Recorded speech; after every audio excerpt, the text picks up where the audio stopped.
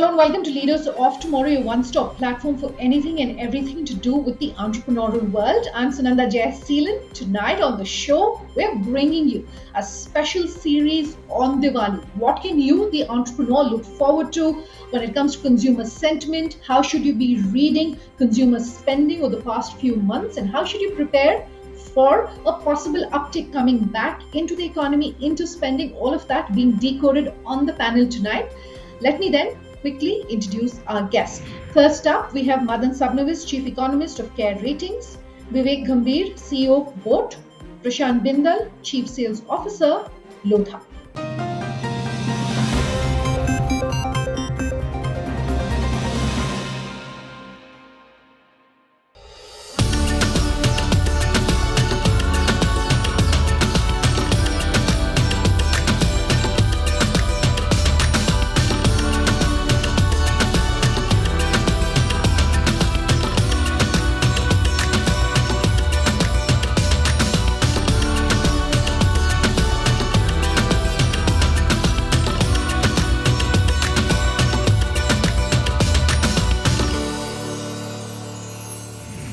To start today's panel would be to ask the three of you if you had a Diwali wish for our entrepreneurs today.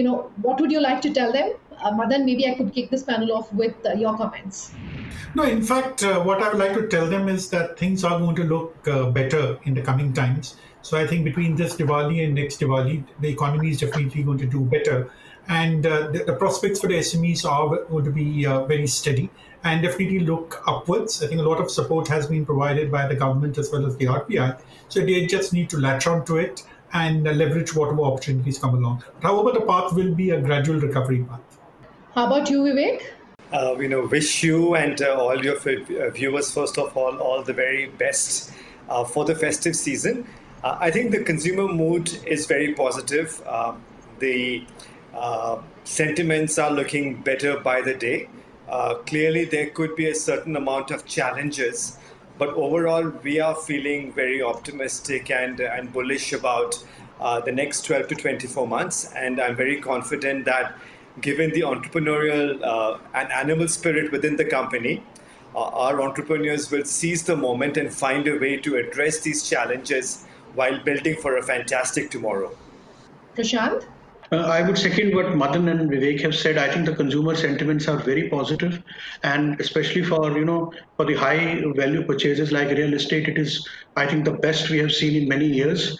I'm sure it will percolate down to the lower values also, lower value purchases also. So I think next 12 to 24 months are going to be extremely positive, and it is extremely important that use this time to build right discipline and structure in your organizations, because it will really help you in the next 24 months if you get your structures right now.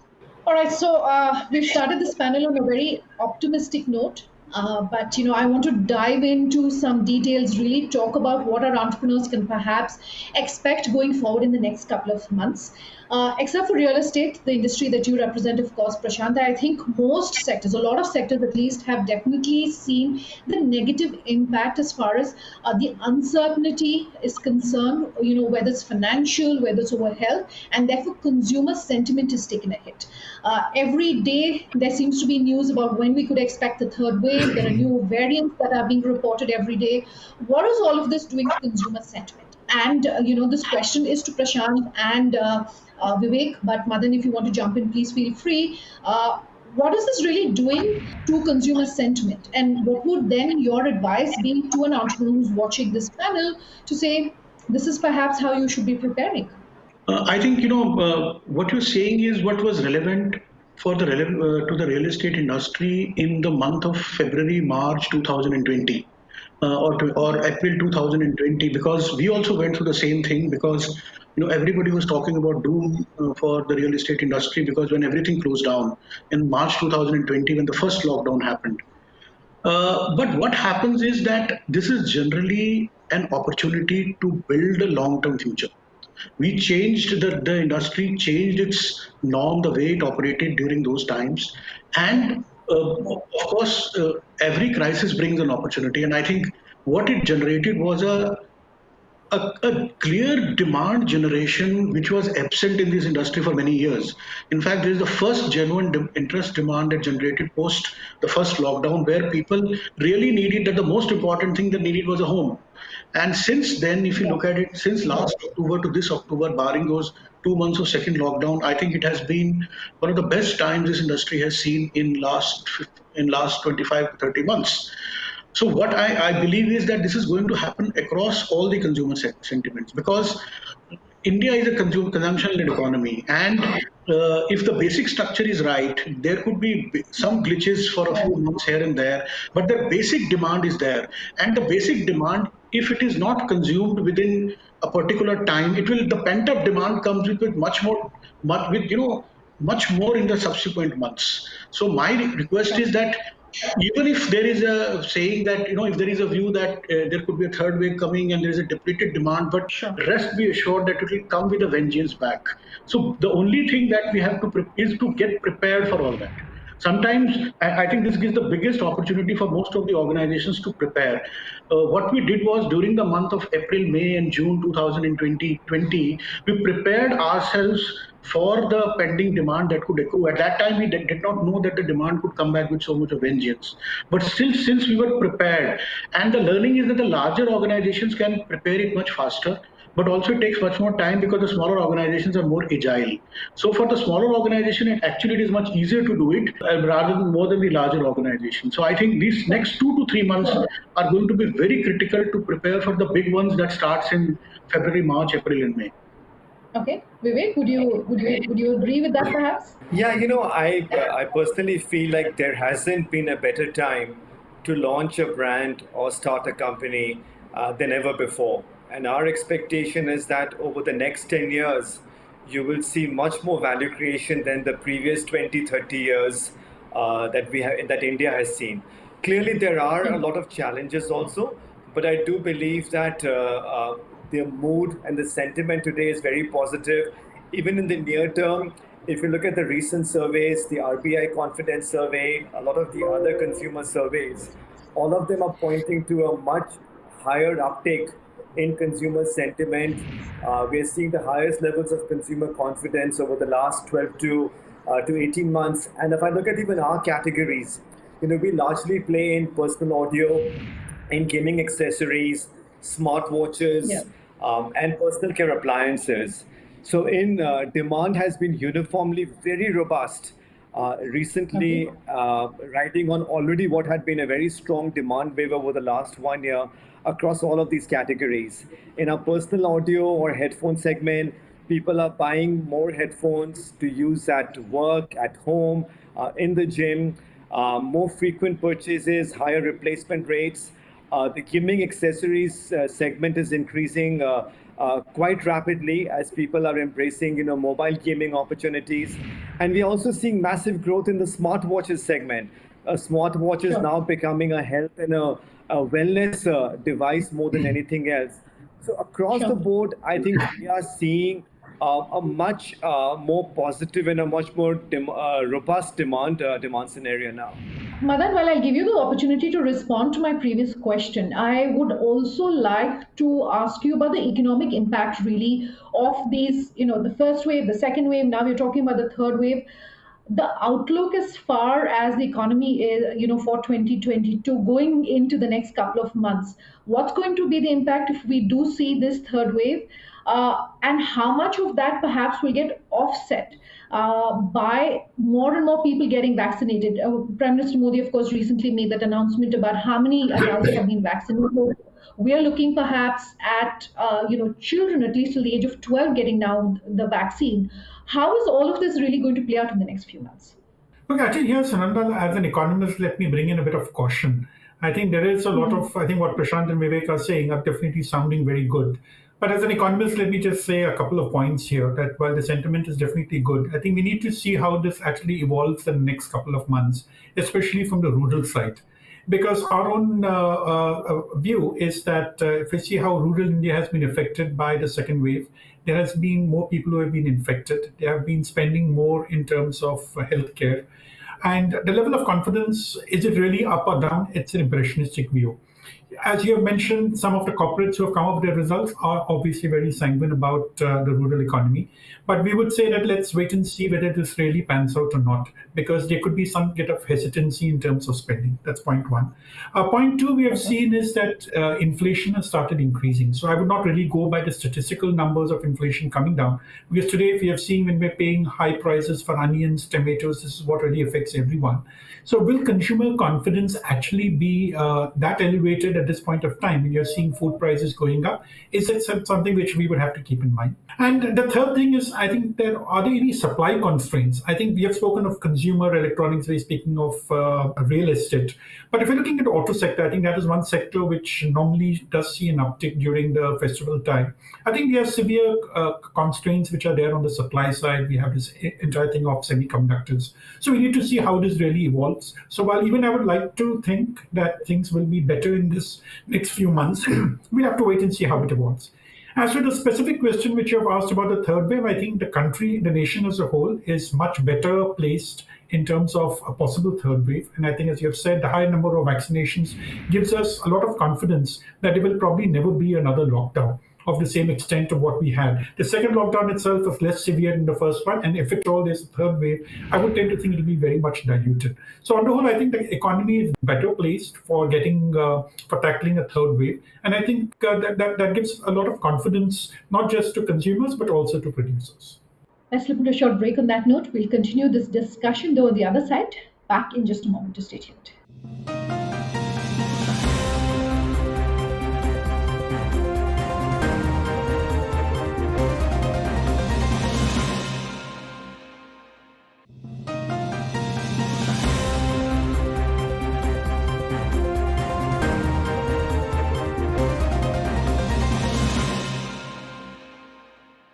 Welcome back with us here on Leaders of Tomorrow. This is our Diwali special.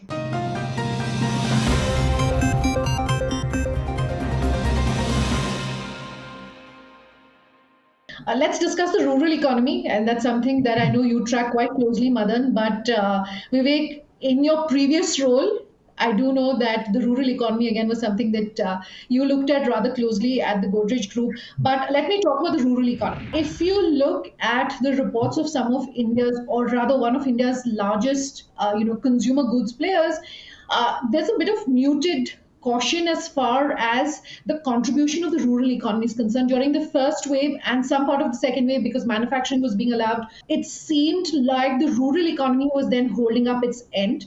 But going into 2022 and also for the next few months, festival sentiment, etc., what is your outlook on the demand by the rural economy?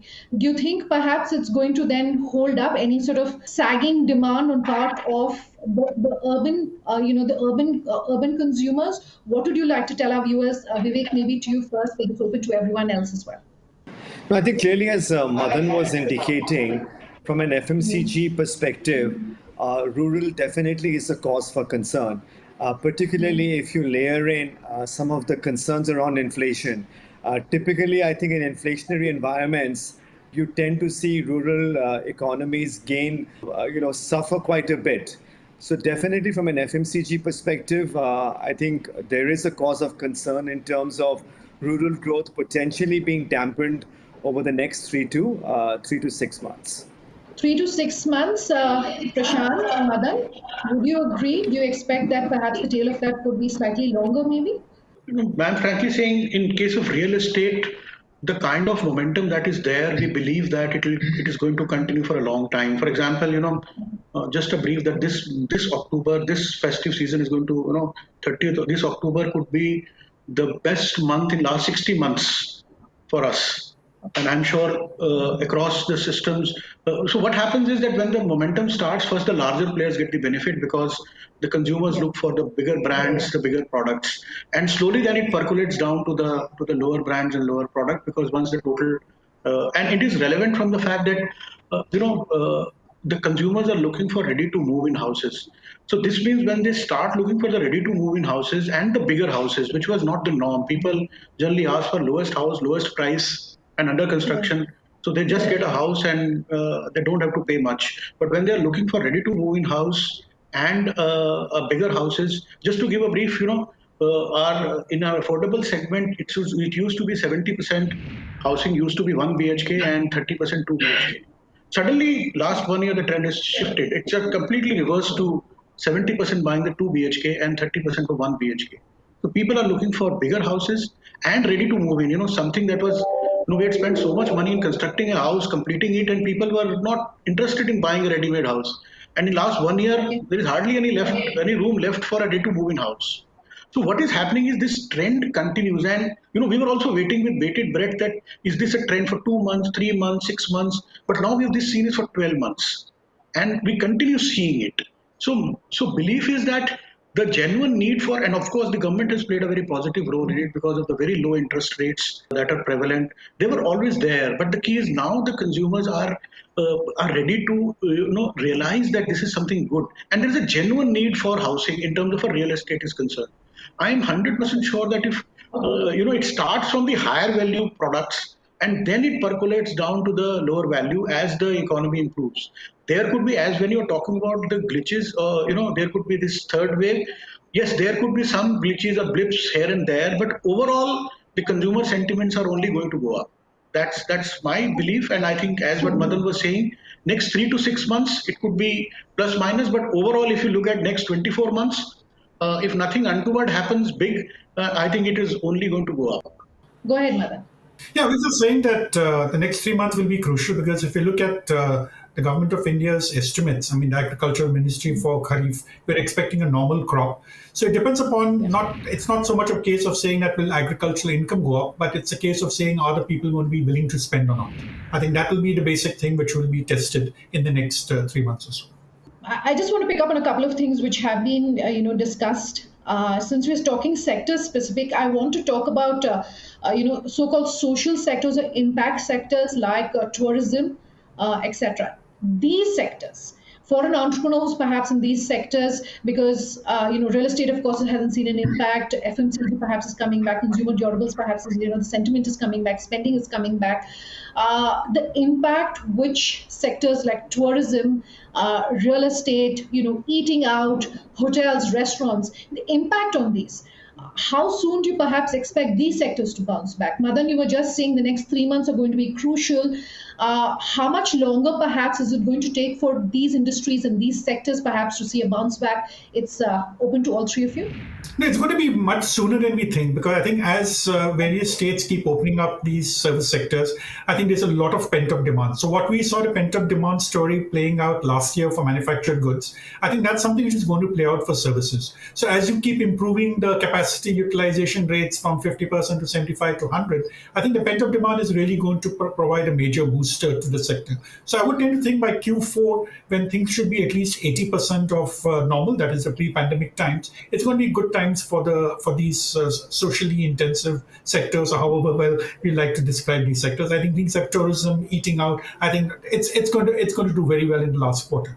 Yeah, I think if you look at the traffic on the roads, the long lines at the airports, in many ways things almost feel like it's back to normal, which in some cases could be some cause for concern as well, because I think many people are getting complacent, they're letting the guards down, and as Madan was saying, a little bit depends on how well the country navigates whatever wave comes next. Hopefully we are better prepared.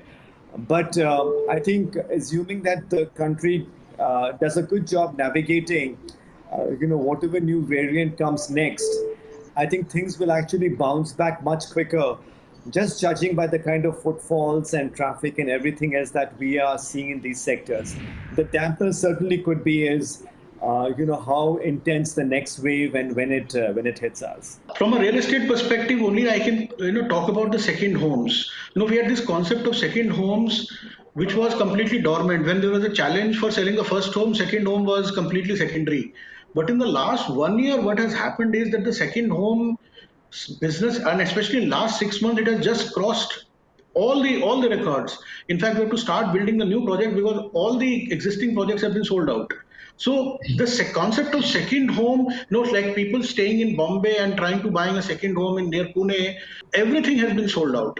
And this only reflects that as the pandemic moves out, the concept of the second home, when you're talking about the social sector, about the travel sector, the industry sector, I can only reflect from this experience that this can only go up from here.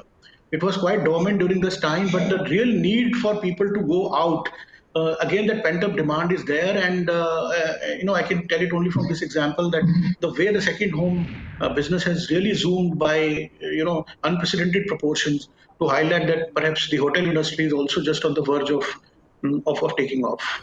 That's all we could put into this first part of this very special panel discussion, talking about what consumer sentiment is looking like, how worried you should possibly be by the decline in consumer spending power, and how you should prepare for possible growth coming in. But there's much more coming up. For tonight, this is a wrap. Thanks for watching. Have a good night.